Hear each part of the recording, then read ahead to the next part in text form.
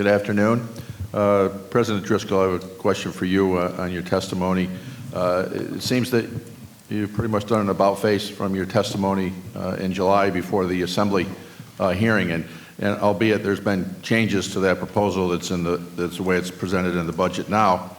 But back in July, you were down on this because of pretty much the lack of capacity of the Power Authority with manpower and expertise, that you have to go out and contract for all of these things anyways. And that because you weren't eligible for the tax credits, that you wouldn't be able to do it cheaper than the private sector anyways. Now you testified today that there's a change in those tax credits where you can get those. So now, is the Power Authority going to have a competitive advantage that will disadvantage the private sector on their implementation and build out of the renewables that we're going to need in this state? If you can address that, please. Yeah, no, thank you, Senator. First of all, you're right. The IRA was a game changer for the public power sector and for NYPA, so certainly part of the equation, if you will, from that point to today. I'd also say that our focus, as you know from your experience, we serve largely governmental customers. Our focus has historically been with our own governmental customers and trying to find solutions, clean energy solutions for them. The IRA, of course, will enable us to better serve those governmental customers. As you probably know, in the old paradigm, when we served a governmental customer with a project, there would be the customer, the developer, and then NYPA, because the developer would have to be in the middle to get the tax credits.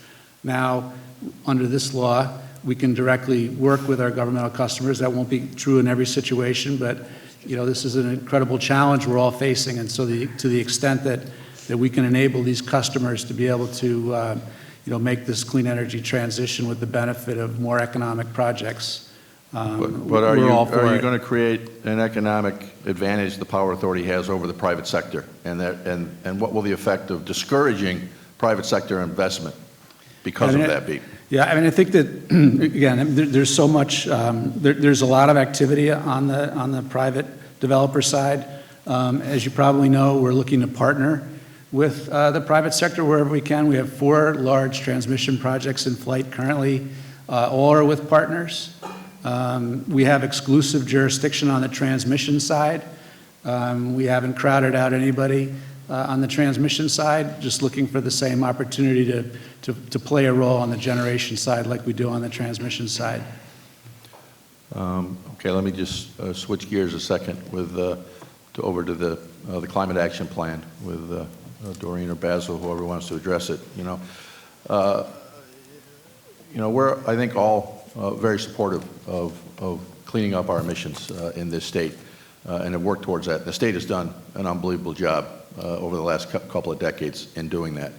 But I just can't help but feel we've got the cart before the horse on a lot of these initiatives right now. And we really have nothing but targets. And then the plan says DEC will fill in how we're going to do it. No mention of how much it's going to cost the ratepayers. And since talking about the cart before the horse, since the closure of Indian Point, right before the really cold weekend we had 2 weeks ago, the EPA came out with their annual CO2 emissions report, and the emissions in New York State of carbon dioxide are up 28% since the closure of Indian Point. Yet now during that time, the peaker plants are burning oil at apparently a record rate. The ISO does not break out their category, the fuel diversity of natural gas and oil. Is that something that the ISO should be breaking out so we know what's oil and what's gas, since oil is certainly dirtier than gas? And without making some interim improvements, we're going to just be using more oil in those communities that are disadvantaged by these.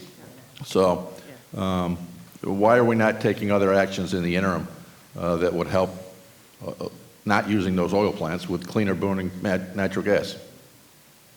Well, I see that the buzzer is about to Lucky ring. you. But it's a conversation we relish having with you. Yeah, sure. Yep. Thank Okay. you.